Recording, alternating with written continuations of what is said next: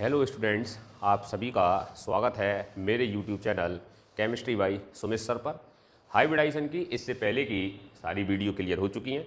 अब last sp3d2 और sp3d3 hybridisation के बारे में हमें बात करनी है।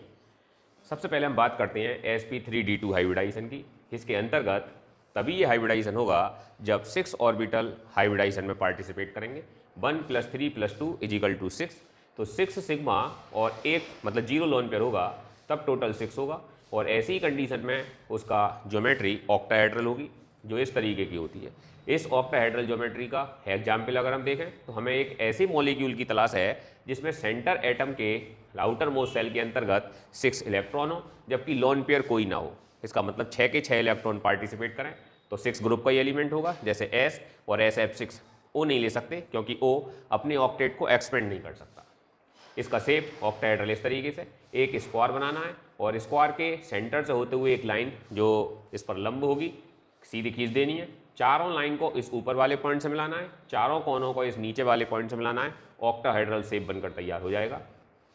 अगर किसी एटम पर 5 सिग्मा और एक लोन पेयर होते हैं, टोटल 6 होता है, तब भी उसकी ज्यामिति या ज्योमेट्री स्क्वायर पिरामिडल होगी जो कुछ इस तरीके की होगी। यहाँ से ध्यान से देखो तो एक वैलेंसी नीचे वाली बिगड़ गई, उसकी जगह लोन पेयर आ गया। इस वैलेंसी को अगर बिगाड़ दो तो ये ज्योमेट्री निकल कर आ जाएगी।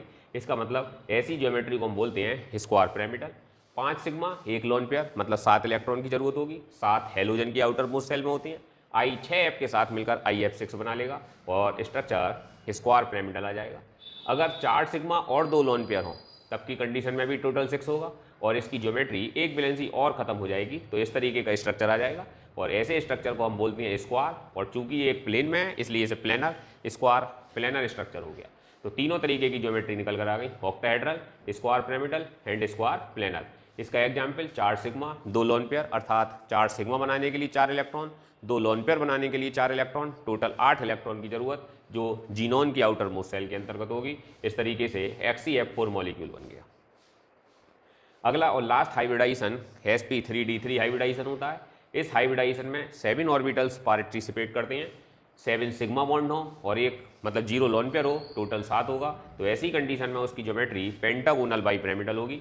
और अगर ध्यान से देखें तो 6 सिग्मा और एक लोन पेयर होगा तब भी यही हाइब्रिडाइजेशन होगा, टोटल 7 होगा। लेकिन इसकी ज्योमेट्री डिस्टोर्ड ऑक्टाहेड्रल होगी अर्थात ऑक्टाहेड्रल का शेप कुछ बिगड़ा हुआ सा होगा।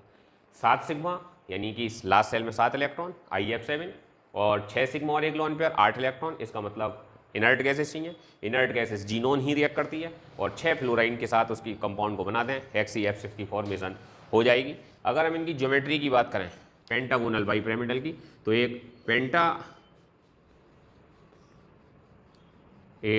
पेंटा यानी 5 भुजाओं वाला एक स्ट्रक्चर बनाकर तैयार कर लो। एक लाइन उससे ऊपर की ओर और एक लाइन उससे नीचे की ओर, पांचों कोनों को इससे मिला देंगे